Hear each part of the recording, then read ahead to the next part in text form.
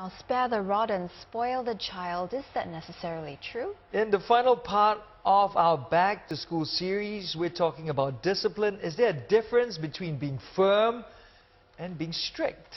No, or does a soft approach encourage a generation of entitled individuals? For some answers, we have with us Leanne Sunaria from Eaton House. Good morning, Leanne. Morning. First up, how important is discipline to you? I think rather than using the term discipline, which implies nearly a negative connotation, we tend to look at the idea of children being empowered to make good choices. Now, is there really a difference between being firm and being strict? Because I see myself, more being firm. I don't want to be known as someone who's a strict parent. So is there a difference? Yeah. Again, I'd just like to rephrase the term, and if we think of strict as being consistent, it gives people an ability to make a judgment based on the responses that they're going to get.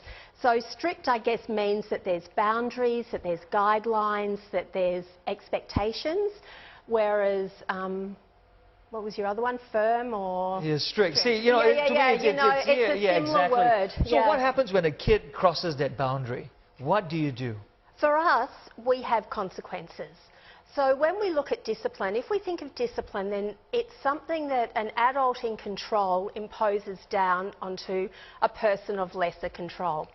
If we think of guidance, then we're looking at children being guided to understand their emotional response to a situation and being able to make a choice within that. Now, if we come back to that idea of, sorry, what was your wording again? Being firm or being strict? Yeah, if we come back to that, we then look at, are we controlling a person or are we empowering a person to make a good choice which enables them to be a better citizen? Okay, so you're trying to tell us about something called positive guidance. Yes. Okay. Yes, we use that term positive guidance because that then gives the empowerment back to the child. So where a discipline imposes a rigid framework or a power down approach, and there's a sense of fear that's a part of that. Positive guidance is based on a very strong respect for the child as being a competent and capable person who, with support and guidance, can learn to manage emotions. Could you give us an example? Of how you would go about that? Yeah, positive guidance. Okay, so you might see a child very frustrated over having to share a toy. That's a common thing. And you will see a response that could be viewed as a negative response. We would then talk to the child about the emotion that they are feeling. So we tag the emotion to a vocabulary which enables them to then learn how to express themselves over time. For example, I can see you're feeling very frustrated. Let's take some time, let's relax and talk about it. So many people, when they look at positive guidance, say, it looks like time out, what's the difference? You know, time out's been around for a while. And how old would this child be between the age of? Usually with a verbal capacity. So for very young, like babies to 18-month-old children, you'd really look at a redirection. You'd bring in another toy or say, oh wow, look over there, have you seen that? So we're talking about children sort of from 2 years old and up. And every approach will be different for every child. Absolutely. So it's about really respecting the person, and that's the difference. With positive guidance, we come from an attitude of respect. For discipline, often we come with an attitude of power and control. So it's just reframing the position that you take in your relationship with a person. Okay, and very often it's how you say something to a child and the words that you choose. So does it always work if you say, don't do this, but please do this instead? Yeah. Does it really make a difference to the child? Do they understand where you're coming from?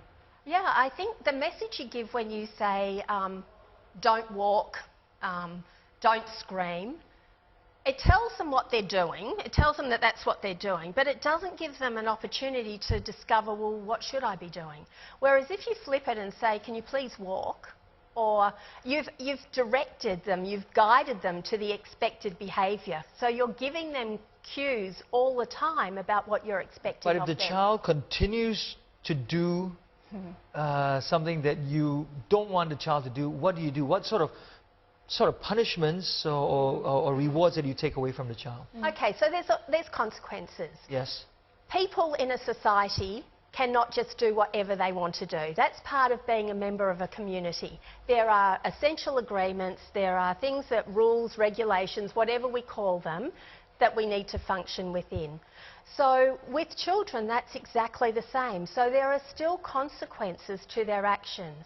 So if they've behaved in a socially unacceptable way that has been clearly stated as to what the expectations are, there are consequences. It might be that we can now no longer allow you to play in that space.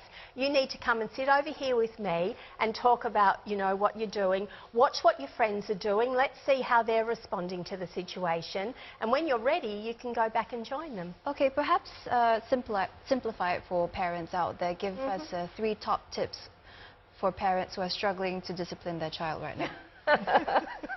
If it was that easy. It's about remembering that our response as an adult needs to be without the emotion. So we have to understand emotions first of all. We have to look very carefully at the emotion that's being exhibited and being able to know our child well enough, which all parents do.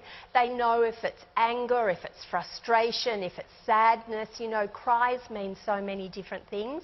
And then our response needs to match the emotion that the child is expressing. How about when the child gets older, so, you know, maybe a preteen or a teenager, what sort of approaches would you,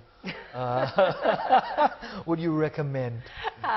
Yeah, look, things do change then. And it's very easy for a person who is working alongside children to be objective all the time. When you're a parent, subjectivity comes in. And so sometimes we do things that we're not proud of at the end of the day. I think being honest with our children, always being able to speak to them, having that forum of conversation open. If we started from a very young child talking about our emotions, talking about how we're feeling, how we're both feeling, you know, we talk to children about how their actions have made us feel. If that becomes a culture in your family, then through times of challenge where children are changing from being a child to an adult and there are different expectations for them, then hopefully that conversation that has been part of the family culture can continue. That's fantastic. Thank you so much for coming in. Leanne. You're welcome. Thank you. And that was Leanne Sunaria from Eaton House speaking to us about how best to discipline your child. I hope that was very helpful for all you parents out there.